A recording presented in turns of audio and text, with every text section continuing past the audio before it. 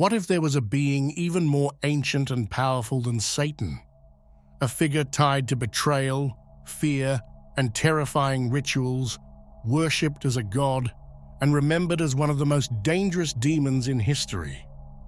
This is the story of Adrammelech, a dark force whose influence still haunts the shadows. Stick around until the end to uncover how Adrammelech connects to Lucifer's fall and his hidden plans to rule heaven and hell.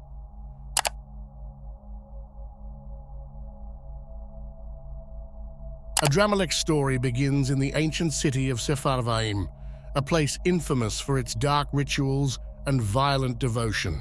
Mentioned in the Bible, 2 Kings 17:31, he is identified as a deity worshipped by the city's inhabitants through some of the most horrific practices in ancient history, the burning of children as sacrificial offerings. This act of absolute submission and terror was not only an expression of devotion, but a gruesome display of the power Adrammelech held over his followers. Sefarvaim itself, now a lost city, was likely situated near the Euphrates River and flourished during the height of the Neo-Assyrian Empire. Known for its cultural and religious diversity, this region fostered intense competition among deities for dominance over the spiritual lives of its people. In this context, Adrammelech emerged as a deity whose cult demanded the ultimate price, human life, to maintain his favor. The disappearance of Sefarvaim from the historical record adds to the enigma surrounding this figure. Some scholars speculate the city may have been destroyed during the Assyrian Empire's decline, while others suggest its deliberate erasure to distance future generations from its horrifying legacy. Despite its vanishing, the worship of Adrammelech did not end with Sefarvaim. Following the Assyrian conquest of the northern kingdom of Israel in 722 BCE, the city's inhabitants were forcibly relocated to Samaria, where they brought their religious practices, including the cult of Adrammelech. These practices shocked the Israelites and were condemned in biblical texts as an affront to God, contributing to the demonization of Adrammelech in later Judeo-Christian tradition. The association of his cult with child sacrifice, a practice also attributed to other Near Eastern deities like Moloch, further cemented his reputation as a figure of ultimate cruelty and evil. Adrammelech's story takes a sinister twist in the historical narrative when he is described in 2 Kings 1937 not as a god, but as a mortal prince. As one of the sons of King Sennacherib of Assyria, Adrammelech is implicated in the assassination of his father. Along with his brother Sareza, he killed the king while he prayed in the temple of Nisroch, an act of both political betrayal and religious desecration. This parricide, committed around 681 BCE, was a shocking event in Assyrian history and led to the brothers fleeing to the land of Ararat, modern-day Armenia. While the historical record ends here, later traditions weave a mythological thread, suggesting that Adrammelech's soul was condemned for his crimes. His transformation from mortal prince to infernal demon reflects a recurring theme in ancient mythology, where acts of extreme hubris or evil result in eternal punishment. In this case, Adrammelech's ambition and betrayal marked him as a being unworthy of divine forgiveness, aligning him with the dark forces of the underworld.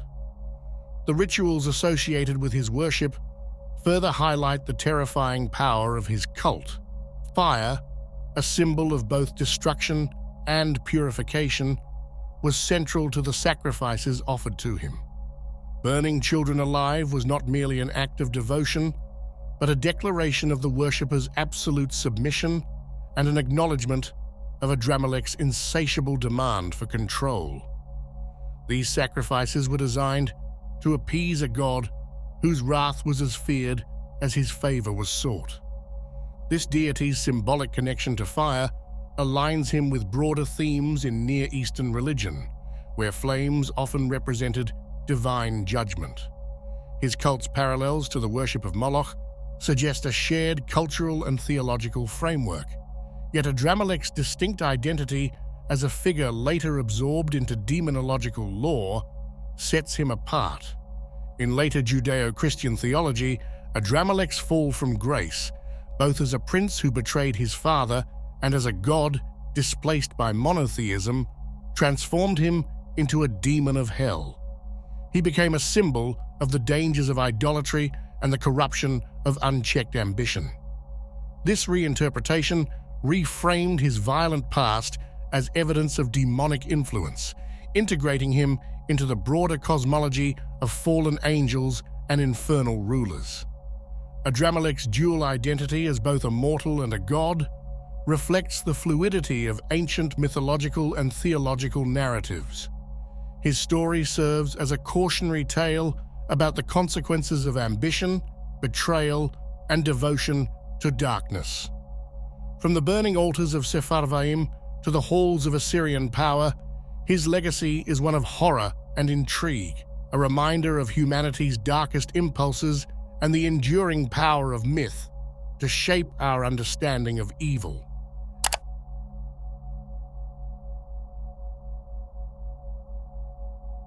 This entity's grotesque yet fascinating appearance carries profound symbolic meaning. Often described as having the face of a mule and the feathers of a peacock, the combination reflects its duality. The mule signifies stubbornness and earthly servitude, pointing to its origins as a mortal. In stark contrast, the peacock's vibrant feathers symbolize vanity, arrogance, and deceptive beauty. Together, they present an entity that thrives on manipulation, an outwardly grand figure hiding dark and twisted motives. The peacock's feathers, with their many eyes, further underscore its role as a vigilant observer in the infernal realm. It is not merely a grotesque figure, but a calculated manipulator, embodying the allure of false grandeur while wielding cunning intellect to maintain control over others. As the Grand Chancellor of Hell, this demon wields significant influence over the perception of power in the infernal hierarchy.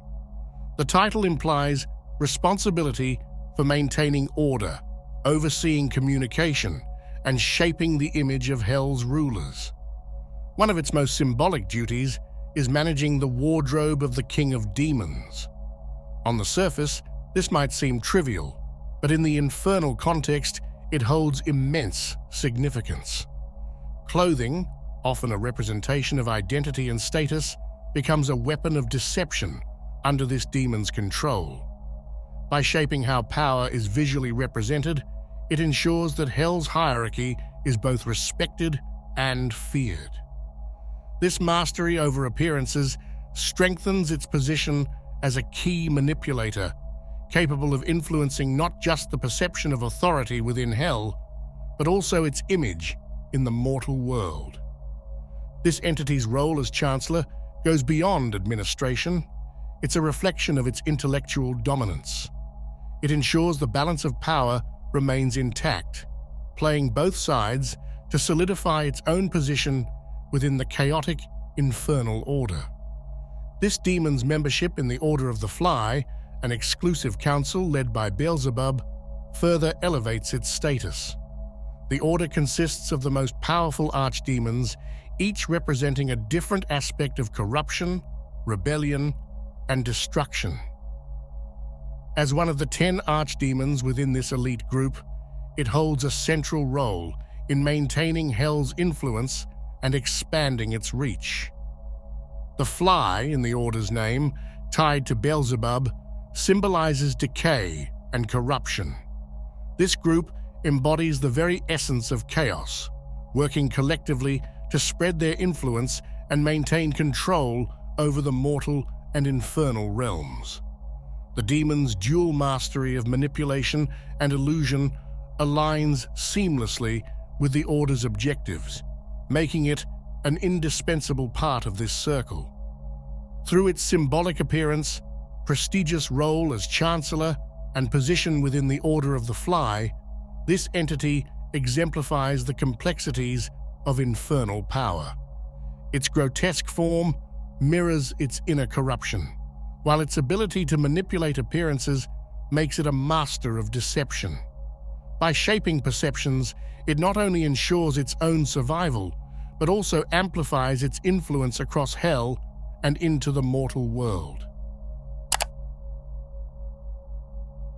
Far from being a mere servant in the infernal hierarchy, this entity stands as a potential rival to Satan, one whose ambition and cunning have reshaped the dynamics of hell.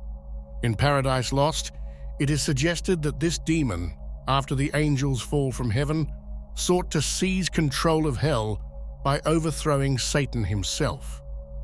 This isn't just an act of rebellion, it's a calculated move to establish itself as the supreme ruler of the underworld, a position that would elevate its status above all other infernal beings. Some accounts take this rivalry even further, suggesting that this demon's defiance predates that of Lucifer. If true, it was the first being to challenge God's authority, sowing the seeds of rebellion that Lucifer would later act upon. This timeline casts the entity not as a follower of Satan, but as the original adversary, a being whose ambition transcends even the celestial fall itself.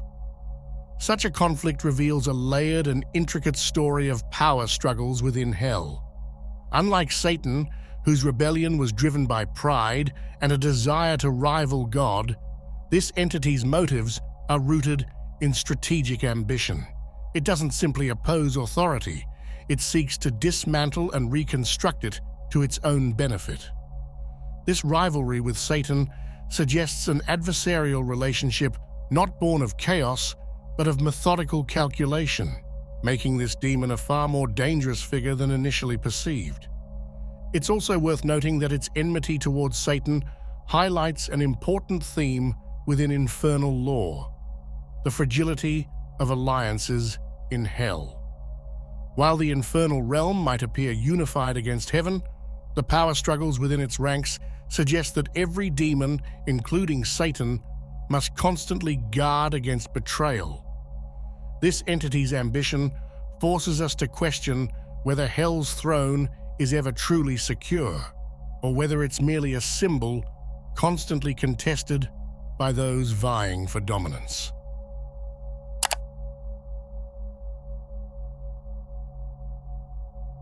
This being's power is not just immense, it is ancient, predating even the fall of the angels, according to some sources. Such claims raise intriguing questions about its origins. Could it have been a primordial force, existing before the creation of heaven and hell?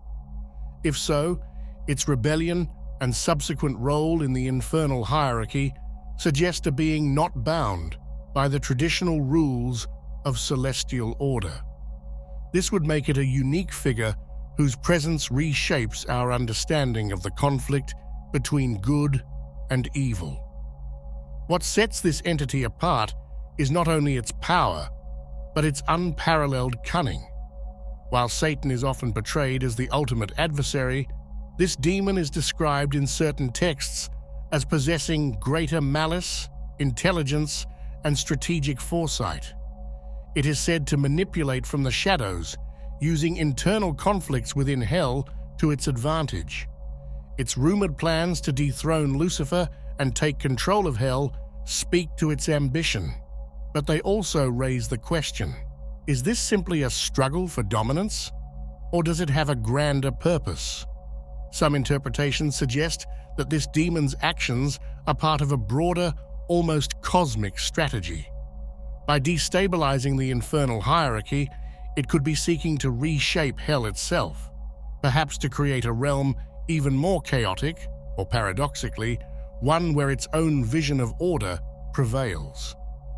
This aligns with its reputation as a master manipulator, one who uses deception and calculated moves to advance its goals. Its rivalry with Satan and its alleged attempts to usurp him highlight a deeper tension within the infernal realm. While most demons operate within their given roles, this entity challenges the very structure of hell's governance. If it truly is more powerful than Satan, it raises the chilling possibility that the Prince of Darkness is not the ultimate authority in hell. This leaves us to wonder, could this demon have already influenced events in ways we cannot fully comprehend? Adrammelech stands as a profound reflection of humanity's darkest impulses and the eternal dance between ambition and destruction. His duality, as both a feared deity and a condemned mortal, reveals the thin line separating worship from fear, power from corruption, and devotion from submission. Through his story, we confront the terrifying reality of how belief can be twisted into horror and how unchecked ambition can lead to ruin, not just for the individual, but for entire civilizations. This entity's legacy, woven through ancient rituals, political betrayal, and mythological transformation, transcends time. It challenges us to reflect on the choices that define us, the symbols we revere, and the forces we allow to guide our lives. Adrammelech is more than a figure of evil. He is a mirror, showing us the consequences of our own desires when driven by fear, ambition, and the pursuit of control at any cost. If you are as fascinated by the mysteries of the esoteric and the hidden truths behind ancient figures like Adrammelech, don't let this journey end here. Give this video a like, subscribe to our channel, and join us as we continue to unveil the secrets of the unseen and the forbidden. Your path to deeper knowledge begins now.